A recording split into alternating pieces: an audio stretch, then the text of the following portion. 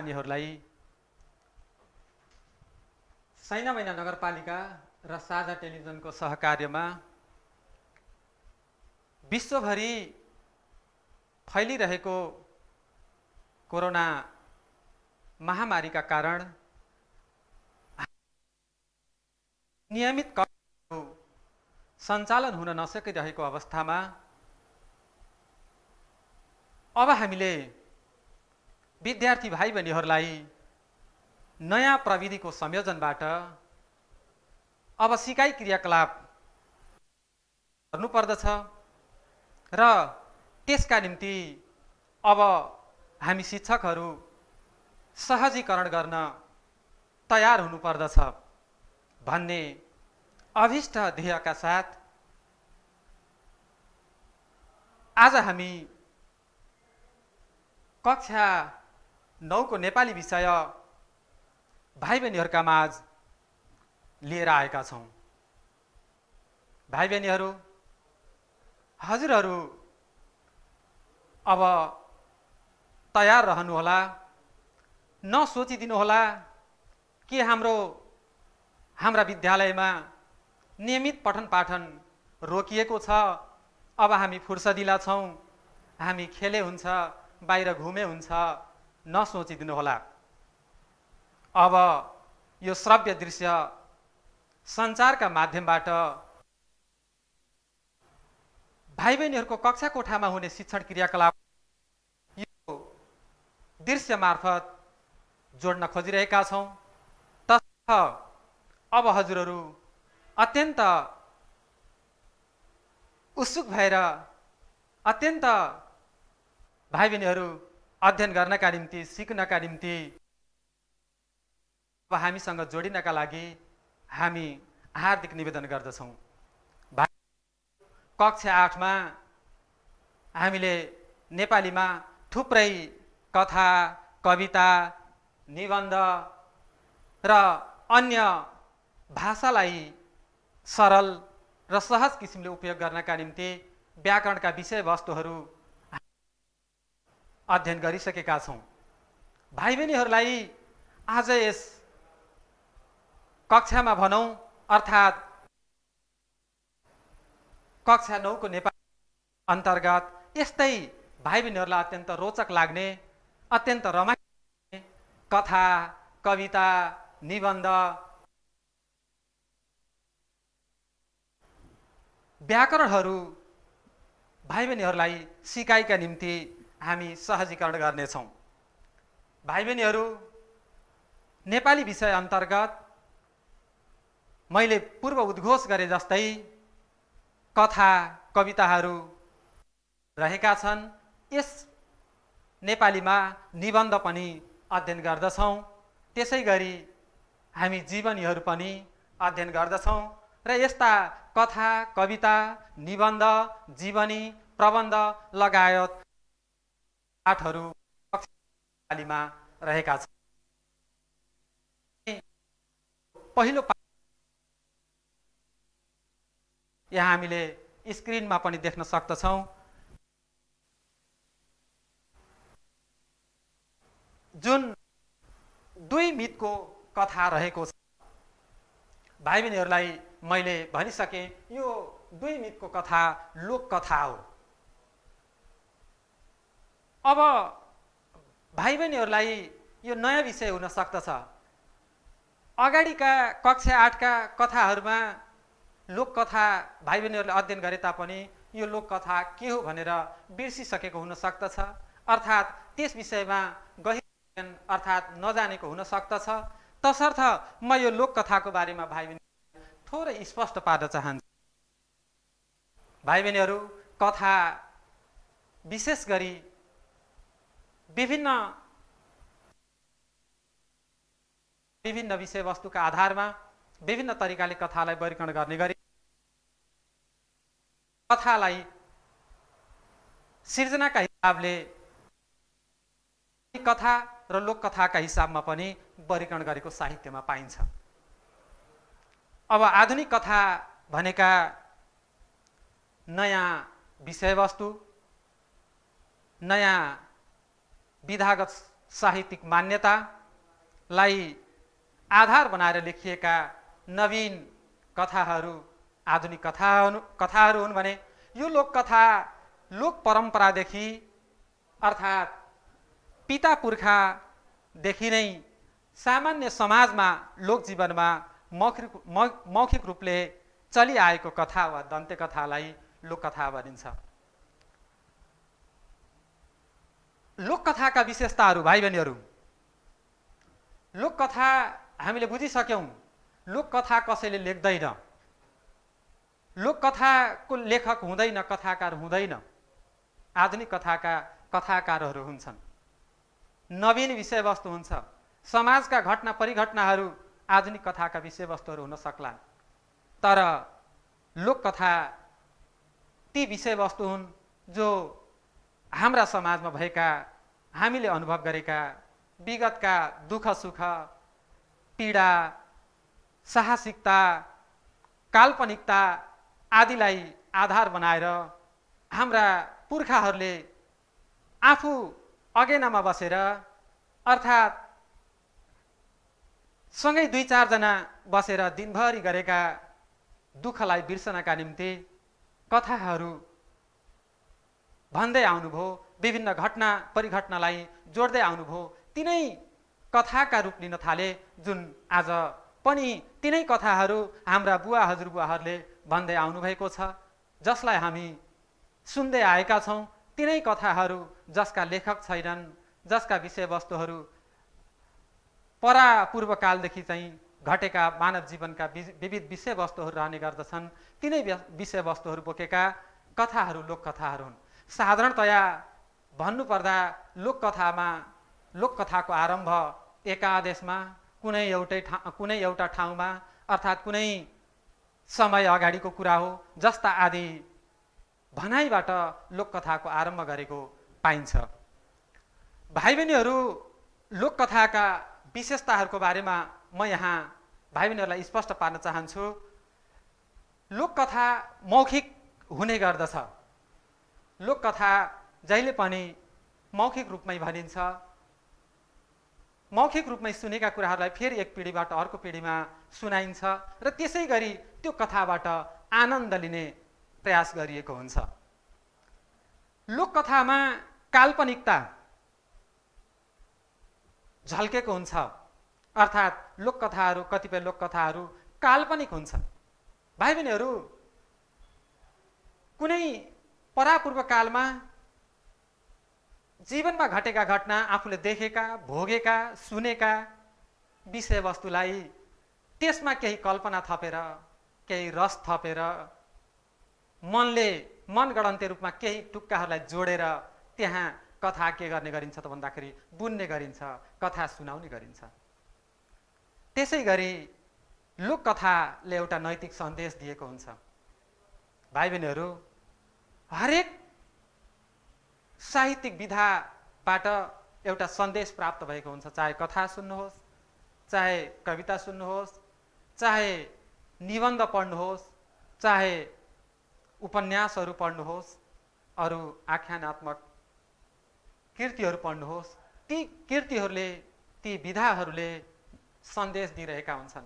ती विविध खाले सन्देश हुन्छन्, जसमध्ये लोककथाले विशेष गरी नैतिक सन्देश दिएको हुन्छ। समाजमा नीतिगत रूपमा हामी समाजमा कसरी अगाडि बढ्नुपर्ने, समाजमा हाम्रो भूमिका के हुनुपर्ने, हाम्रो लोक व्यवहार के हुनुपर्ने, हामी समाजमा के कस्ता आफ्ना चरित्रहरू प्रस्तुत गर्नुपर्ने आदि कुराहरू हाम्रा लोककथाले दिएका हुन्छन्।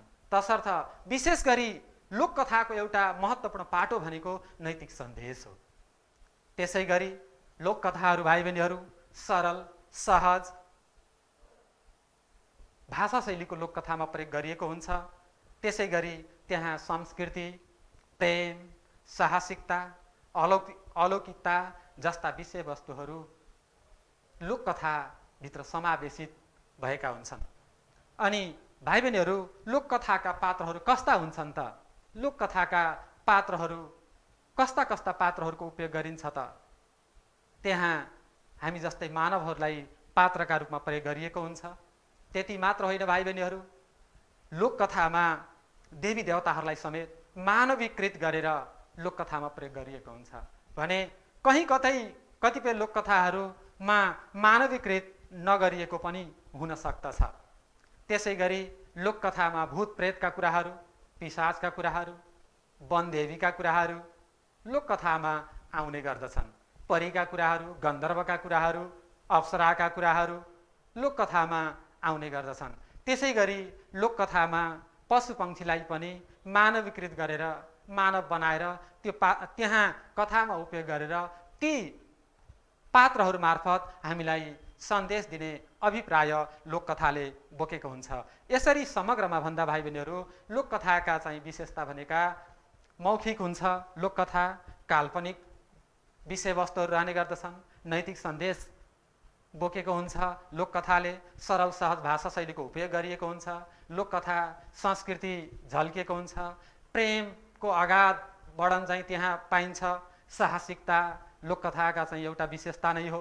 साहसिक कार्यहरू वर्णन, देवी देवताहरू उडेका, त्यसै गरी मानवले चाहिँ उडेर अनि जङ्घार तरेर, खोला तरेर अनि त्यसपछि आफ्ना प्रेमिकालाई भेटेका कुराहरू लोककथामा त्यस्ता साहसिक कुराहरू वर्णन गरिएको हुन्छ। अलौकिकता हामीले सोच्नै नसक्ने यो लोकमा नभएका कुराहरू लोककथामा प्रस्तुत गरिएको हुन्छ, जसले गर्दा कहिलेकाहीँ हामीलाई पढ्दाखेरि लोककथा सुन्दाखेरि त्यस्तो पनि हुन्छ र त्यस्तो पनि हुने गर्दछ र भन्ने जस्ता हामीलाई चाहिँ जिज्ञासाहरू उठ्न सक्दछन् र हामीले भनिसकियो लोककथाका पात्रहरू मानिस पनि हुन सक्दछन्। तपाईँ हामी जस्तै मानवलाई पात्रका रूपमा उपयोग गरिएको पनि हुन सक्दछ, नभए देवी देवताहरूको पनि उपयोग गरिएको हुन सक्दछ। तत्कालीन अवस्थाको परिप्रेक्ष्यको घटना, परिघटना, परिस्थिति, परिवेशलाई चाहिँ उजागर गरेर अनि त्यसपछि नैतिक सन्देश दिनका निम्ति अनि त्यस्ता परीहरूको, भूत प्रेतहरूको, पशुपक्षीहरूको उपयोग गरिएको हुन्छ। भाइ बहिनीहरू, अब म विषयवस्तुतर्फ प्रवेश गर्न चाहन्छु। लोककथा हाम्रो कक्षा 9मा रहेको पहिलो पाठ दुई मितको कथा। अब यस बारेमा म भाइ बहिनीहरूलाई स्पष्ट पार्न चाहन्छु।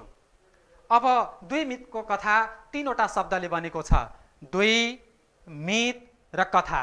भाइ बहिनीहरू, हामीले अब स्क्रिनमा पनि देख्न सक्दछौँ यो दुई मितको कथा विशेष गरी तीनवटा शब्दले बनेको छ भने यी तीनवटा शब्दमध्ये विशेषण र नामले यो लोककथाको शीर्षक निर्माण गरिएको छ। दुई शब्द पनि विशेषण हो भने मित पनि, मित को भनेर भनिरहँदा यो भेदक विशेषण बनेको छ र कथा नामपद हो। यसरी विशेषण र नामपदबाट यो कथाको शीर्षक बनेको छ। भाइ बहिनीहरू, अब हामीले बुझिसक्यौँ दुई मितको कथा विशेषण र नामपदबाट निर्माण भएको छ। अब यसका पात्रहरू, लोककथामा प्रयोग भएका पात्रहरू, प्रमुख पात्रहरू, कथामा विभिन्न खालका पात्रहरू हुने गर्दछन्। कथा विश्लेषण गर्दा ती पात्रहरूको भूमिका के छ, उनीहरूको भूमिकाका आधारमा, उनीहरूको संलग्नताको आधारमा, उनीहरूले कथामा खेलेको अब भूमिकाको आधारमा पात्रहरूलाई वर्गीकरण गर्ने गर्दछौँ। अब प्रमुख पात्रहरू, यस लोककथाको प्रमुख पात्रहरू नेत्रलाल लाटोकोसेरो र शान्त हात्ती गरेका दुईवटा पशुपक्षी पात्रहरू रहेका छन्। भाइ बहिनी, मैले अगाडिको विषयवस्तुलाई जोड्न चाहन्छु उद्घोष गरी, किनकि लोककथाका पात्रहरू भनेका पशुपक्षीहरू हुन सक्दछन्। पशुपक्षीहरूलाई पात्रका रूपमा उपयोग गरिन्छ। अब यहाँ नेत्रलाल एउटा पात्र छ जुन लाटोकोसेरो पक्षी हो र त्यसै गरी कर्णकान्त हात्ती हो। यी दुईवटा, एउटा पक्षी र एउटा जनावरको एउटा उपयोग गरेर यस कथाले आफ्नो विषयवस्तु, आफ्नो सन्देश प्रवाह गर्न खोजिरहेको छ। अनि यसका सहायक पात्रहरू अर्थात् गौण पात्रहरू राजा राक्षस र उसका प्रजाहरूका रूपमा रहेका अन्य राक्षसहरू यसका प्रमुख अरू सहायक पात्रहरू हुन्। भाइ बहिनीहरू, हामीले अहिलेसम्म के बुझ्यौँ भने लोककथा, दुई मितको कथा एउटा पशु र पंक्षीलाई उपयोग गरेर अगाडि बढाइएको एउटा कथा हो, यो एउटा लोककथा हो। यसका प्रमुख पात्रहरू नेत्रलाल लाटोकोसेरो र कर्णकान्त हात्ती हो र अन्य सहायक पात्रहरूमा राजा राक्षस रहेको छ, अर्थात् राक्षसहरूको राजा छ र उसका प्रजाहरूका रूपमा अन्य राक्षसहरू रहेका छन्। अब भाइ बहिनीहरूलाई म यो कथाको शीर्षकको पृष्ठभूमि बताइसकेपछि त्यसपछि यो कथाको शीर्षकको बारेमा थोरै स्पष्ट पारिसकेपछि अब म यो कथाको विषयवस्तु के हो त, अर्थात् कथा कसरी अगाडि बढेको छ यस बारेमा भाइ बहिनीहरूलाई म स्पष्ट गर्न चाहन्छु। भाइ बहिनीहरू, हामीले पात्रको बारेमा त चर्चा गरिसक्यौं। अब लोककथा, यो दुईमितको कथामा दुईवटा मुख्य पात्रहरू नेत्रलाल र कर्णकान्त, एउटा लाटोकोसेरो र एउटा हात्ती बीच भएको मित्रताको विषयवस्तु नै यसको महत्त्वपूर्ण पक्ष हो, यसको महत्त्वपूर्ण विषयवस्तु हो। भाइ बहिनीहरू, साथी कस्तो महत्त्वको विषय, कहीँ कतै लोक प्रचलनमा भन्ने पनि गरिन्छ नि, रगतको नाता भन्दा भावनाको नाता निकै प्रगाढ हुन्छ, निकै महत्त्वपूर्ण हुन्छ। त्यसो भनिरहँदा मैले रगतको नातालाई उपेक्षा गर्न खोजेको होइन भाइ बहिनीहरू, तर कुनै सन्दर्भमा, कुनै परिप्रेक्ष्यमा के देखिन्छ भने त्यो रगतको नाताले नगरेको काम, भावनात्मक सम्बन्धको नाताले गरेको काम अत्यन्त विशिष्ट देखिन्छ, अत्यन्त महत्त्वपूर्ण हुन्छ। त्यही कुरा यहाँ नेत्रलाल र कर्णकान्तको विषयमा स्पष्ट भएको छ। यी पशु पंक्षी भएर पनि यस्तो प्रगाढ मित्रता यस कथाले देखाउन खोजेको छ जुन हाम्रा जीवनका लागि अत्यन्त उपयोगी छ। भन्ने गरिन्छ नि, गाथ टुटोस् साथ नटुटोस्, साथ कहिले पनि नटुटोस्, त्यही कुरा यहाँ देखाउन खोजेको छ। एउटा चारकोसे झाडीको बीचमा बस्ने लाटोकोसेरो र हात्तीको अगाध मित्रता हुन्छ। मैले नाम पहिल्यै उल्लेख गरिसकेँ, लाटोकोसेरो नेत्रलाल र हात्ती कर्णकान्त। भाइ बहिनीहरू, कथा हजुरहरूसँग किताब छ, किताब अगाडि राखेर कापी कलम लिएर नबुझेका कुराहरू टिपोट गर्दै जानुहोला। त्यसै गरी हाम्रा यो कथासँगै हजुरहरू पनि अगाडि बढ्दै जानुहोला। चारकोसे झाडीको बीचमा लाटोकोसेरो र हात्तीको अगाध मित्रता हुन्छ, अर्थात् त्यहाँ त्यो झाडीको एउटा रुखमा ती दुवै पशु र पंक्षी बस्दछन्। लाटोकोसेरो रुखमा बस्छ, नेत्रलाल कर्णकान्त तल बस्दछ, सँगै बस्दछन्। ती दुवै प्राणी जङ्गलको एउटा भागमा अत्यन्त प्रगाढ मित्रताका साथ बस्दछन्। कहिले छेडाछेड गर्दछन्, कहिले हँसी मजाक उडाउँदछन्, तर पनि तिनीहरूको मित्रता पाइ नसक्नुको छ।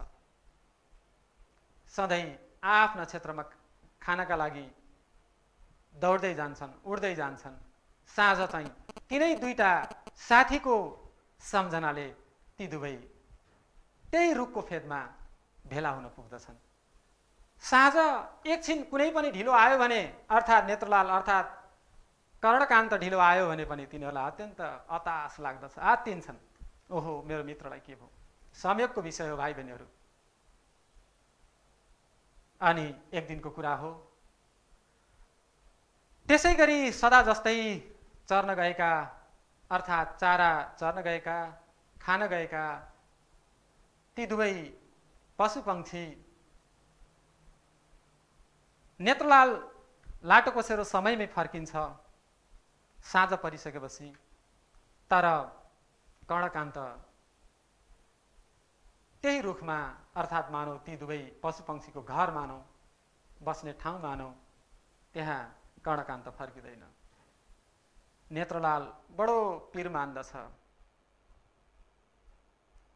बडो पीर मान्दछ। ओहो, यति बेलासम्म त सधैँ आइपुग्दथ्यो, कहीँ टाढा जानु परे पनि मलाई अबेर हुन्छ है भनेर मात्र उसले जान्ने गर्दथ्यो। तर आज त बिहान सँगै निस्किँदा पनि केही पनि भनेन र साँझ फर्किने बेलामा पनि केही पनि समयमै फर्केन। समय बित्दै गयो, झमक्क साँझ पर्यो, तर पनि फर्किएन। त्यसै गरी साँझ मात्र होइन, टह टह ताराहरू देखिन थाले, तर पनि फर्किएन। जुन उदाएर माथि आइपुग्यो, तर पनि फर्किएन। लाग्दथ्यो सधैँ ती रातहरू ती दुवै प्राणी एकै ठाउँमा हुँदा कति रमाइलो लाग्दथे। ताराहरू टह टह टल्किरहँदा भाइ बहिनीहरू ती दुई फुरुङ्ग खुसीले चाहिँ नाच्ने गर्दथे। त्यसै गरी टह टह जुन लागिरहँदा त्यो जुनको उज्यालोमा ती दुवै पशुपक्षीहरू खेल्ने गर्दथे। तर आज कता कता कर्णकान्तको अभावमा नेत्रलाललाई अत्यन्त पीडाबोध भइरहेको छ। भित्रभित्र पीडाले उकुस मुकुस भएको छ।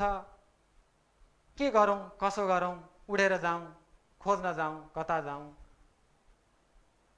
जानस गएर पनि भेटाउने अवस्था छैन। नभइसकेपछि मनभरि पीर लिएर ऊ अत्यन्त भाव विभोर हुँदै बसिरहेको थियो। रात छिप्पिँदै गयो। अब त आउँदैन कि भन्ने कता कता उसलाई आश मरिसकेको छ। कतै श्रीमतीको खोजीमा उसले मलाई बिर्सियो कि होइन, कहीँ कतै कुनै जङ्गली जनावर, कुनै राक्षसहरूले उसलाई भेटाए कि, मनभरि अनेक कुराहरू तुन्दै अनि मनभरि पीडा लिएर निन्याउरो अनुहारले बसिरहेको छ। अचानक रात छिप्पिसकेपछि अनि कर्णकान्त लमक लमक गर्दै अनि त्यही रुखलाई सम्झिँदै, उही साथीलाई सम्झिँदै त्यहाँ आइपुग्दछ। यसरी आफ्नो साथीलाई निन्याउरो अनुहार पारेर फर्केर आएको देखिसकेपछि केही सुखको अनुभूत, तर उसको अनुहार देख्दा अझ पीडा भएको बोध गर्दै त्यो लाटो कोसेरो नेत्रलाल कर्णकान्तको नजिक गएर भन्दछ, साथी तिमी यो के गर्दैछौ, के गर्यौ यो तिमीले? मलाई यस्तो पीडाबोध भइसकेको थियो कि अब तिमी कतै नफर्किने पो हो कि, हाम्रो मित्रता यतिमा टुङ्गिने पो हो कि? यो टुङ्गिने मित्रताको कुरा मात्र रहेन, हाम्रो जीवनको विषय रह्यो। साँच्चै नै तिमी नभइदिएको भए म जीवनमा रहन सक्दैनथे, अर्थात् बाँच्न सक्दैनथे। तिमी आयौ र पो मलाई चाहिँ ढाडस मिलिरहेको छ। त्यसपछि कर्णकान्त पनि लामो सुस्केर फेर्दै, साथी यहाँसम्म अहिले यहाँ ल्याइ पुर्याउने आधार तिमी नै हो। साँच्चै नै तिमी नभएको भए म यहाँ आउनै पाउने थिएन, किनकि मलाई अब जङ्गलमा ती राक्षसहरूले चोक्टा चोक्टा पारेर खाइसक्ने थिए।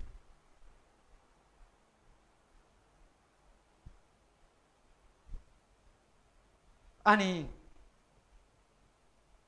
जब कर्णकान्तले यसो भन्दछ, भाइ बहिनीहरू कुरा के रहेछ भने त्यो दिन बिहानै सबेरै कर्णकान्त उत्तरतिर अबेरसम्म हिँड्दै गएछ। जति हिँड्दै गयो लमक लमक लम्किँदै गयो, त्यति त्यति अत्यन्त रमाइलो ठाउँ, घना जङ्गल, अत्यन्त सुन्दर ठाउँ उसलाई लाग्दै गएछ। अगाडि जति बढ्दै गयो उसलाई फर्किन भन्दा पनि अगाडि बढ्ने रहर जागेछ। अनि धेरै अगाडि बढिसकेपछि अब उसलाई फर्किन नै गाह्रो हुन थाल्यो। आफू कहाँ आइपुगे, कुन ठाउँमा छु, उसलाई बडो अन्योल भएछ। र अलि पर अगाडि बढ्दा एउटा कल्याङ मल्याङ आवाज सुनेछ। के रहेछ, त्यहाँ जाउँ हेरौँ भनिरहँदा त्यसका वरिपरि राक्षसका समूह आएर अनि उसलाई धाप मार्दै स्याबास,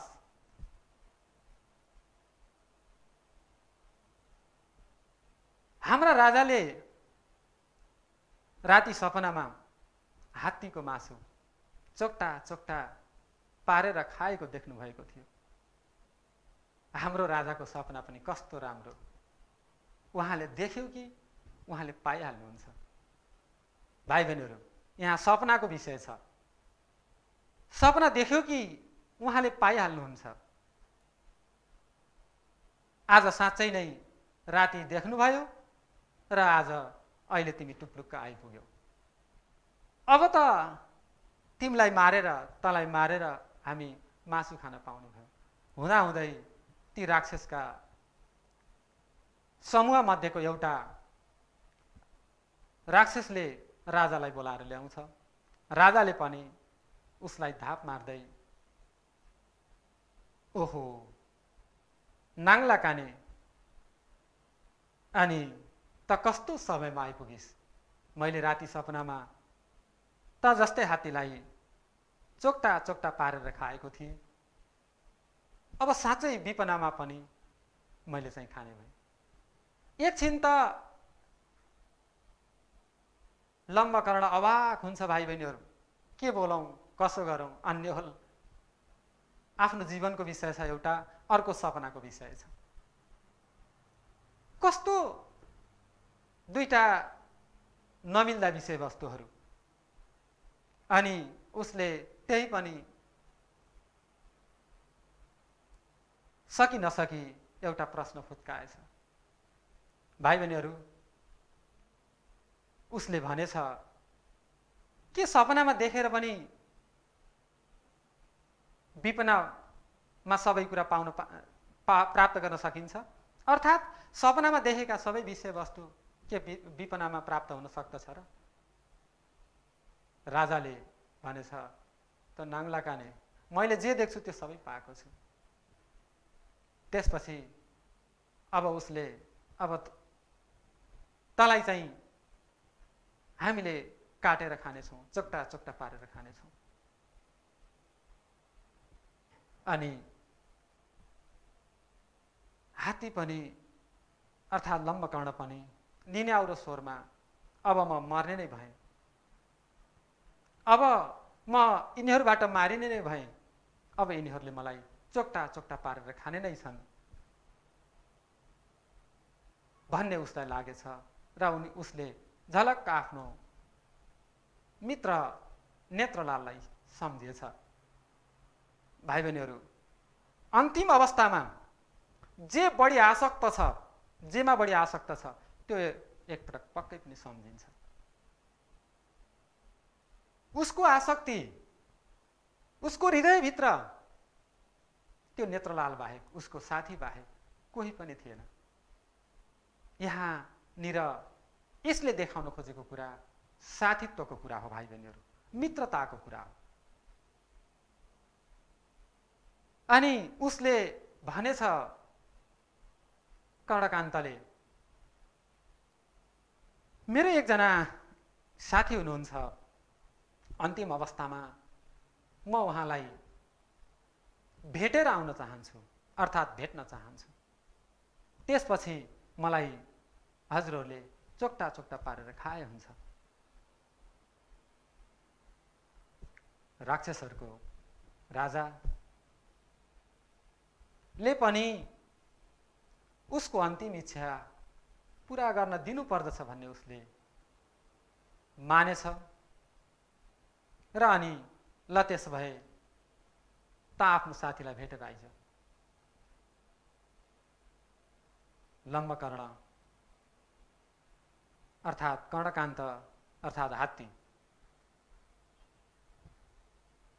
लुरु लुरु साथीको सम्झनामा अन्तिम अवस्थामा साथीलाई भेट्ने उद्देश्यले ऊ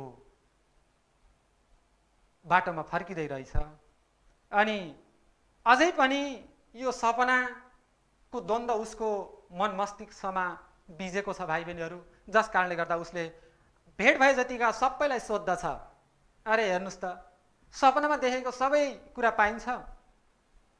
उसले जतिलाई भेट्यो उसको प्रश्नको त्यो गहन अर्थ नबुझिकन ओठे जवाब सबैले दिएछन् भाइ बहिनीहरू। पाइन्छ, किन नपाउनु?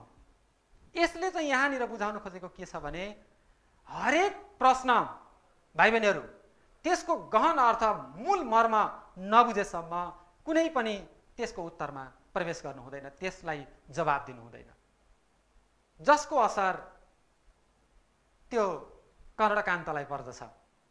जसलाई उसले सोध्यो सबैले पाइन्छ भन्ने जवाब दिएछन्।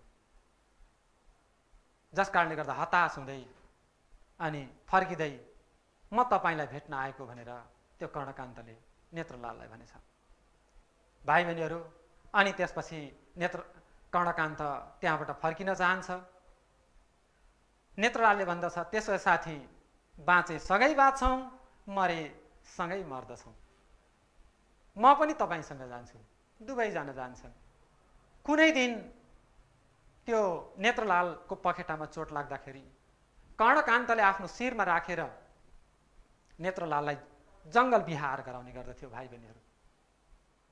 त्यसै गरी आज आफ्नो शिरमा राखेर नेत्रलाललाई शिरमा राखेर कर्णकान्त राक्षसहरूको दरबारतर्फ लाग्दछ। जब पुग्दछन् सबैले घेर्दछन् अनि नेत्रलाल पनि लामो निद्रामा बिउजे जस्तो गरेर आङ तान्दै पखेटा तान्दै अनि त्यसपछि भन्दछ खोइ यहाँ राक्षसहरूको राजा कि राजकुमारी खोइ यहाँ मसँग ल्याउनु पर्यो। सबै जिल्ल परेछन्, यहाँ राजकुमारी किन ल्याउने? त्यसपछि नेत्रलालले पनि भनेछ मैले सपनामा देखेँ। अनि त्यसपछि त्यसै बीचमा सपनामा देखेको पनि पाइन्छ त, एउटाले फुत्काइहालेछ।